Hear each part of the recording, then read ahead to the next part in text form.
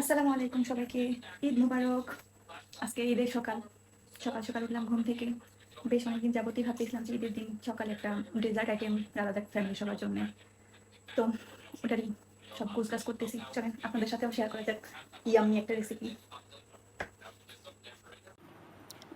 তো আমি কাটাকাটির সেকশনটাতে আগে চলে আসলাম। নারিকেলটা আগে কেটে রাখছিলাম। কাঠবাদাম আর কাজু বাদাম আর কিশমিশ এখন কাটবো।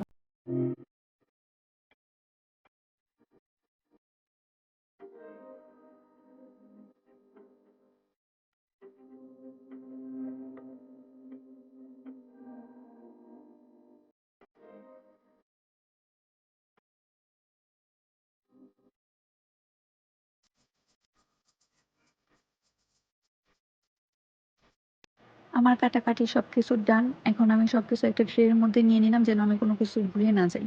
তো মোটামুটি এখানে ২টা ৩টা উপকরণ বাদে সবকিছু এখানে রাখা আছে। অ্যান্ড আমি দুধটা আগেই গরম করে নিয়েছিলাম, মানে গরম বলতে জাল দিয়ে নিয়েছিলাম, জাল দিয়ে একটু ঘন করে নিয়েছিলাম। টোটাল আমি 5 কেজি দুধ নিয়েছিলাম আর এর মধ্যে আমি মিশ্রিটা অ্যাড করে নিয়েছিলাম। আমি মিশ্রি দিয়ে রাখছিলাম আর দুধটা আমি অনেক বেশি ঘন করে নিয়েছিলাম, কারণ দুধ বেশি ঘন হলে খাবার টেস্ট অনেক বেশি হয় আর কি। তো দুধের মধ্যে আমি তেজপাতা, এলাচ আর দারুচিনি দিয়ে দিয়েছিলাম, দিয়ে আগে জাল করে নিয়েছিলাম। অ্যান্ড যে এখন চাল দিচ্ছি, এটা পোলার চাল। আমি 4 মুঠের মতো নিয়েছিলাম, যেহেতু 5 কেজি দুধ, 4 মুঠি ঠিক আছে। অ্যান্ড 5 কেজি দুধের কথা শুনে কেউ ভয় পায়েন না যে এত কেন রান্না করতেছি, আমাদের জয়েন্ট ফ্যামিলি তো একটু বেশি রাধা লাগে। আমি এক হাতে ভিডিও করছিলাম আর এক হাতে সবকিছু দিচ্ছিলাম, সেই জন্য একটু ঝামেলা হয়ে যাচ্ছিল। যাই হোক, পোলার চালটা দেওয়ার সাথে সাথে অবশ্যই নাড়া লাগবে ভালো করে, যেন নিচে না লেগে যায় আর দলা যেন না পেকে যায়, সেজন্য।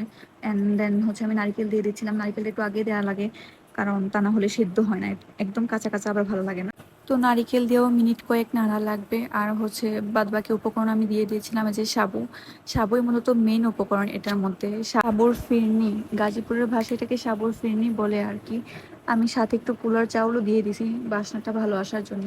আর গুঁড়া দুধ পরিমাণ মতো দিয়ে দিছি।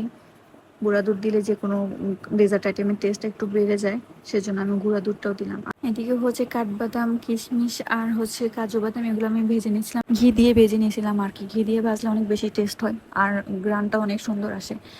তো ফাইনালি আমার রাধা কমপ্লিট। আর আমি একটু পিক তুলে নিচ্ছিলাম, দেখেন কত সুন্দর। সবাইকে বলবো যে বাসায় একবার হলেও ট্রাই করে দেখতে, খুবই ইয়াম্মি হয়েছিল।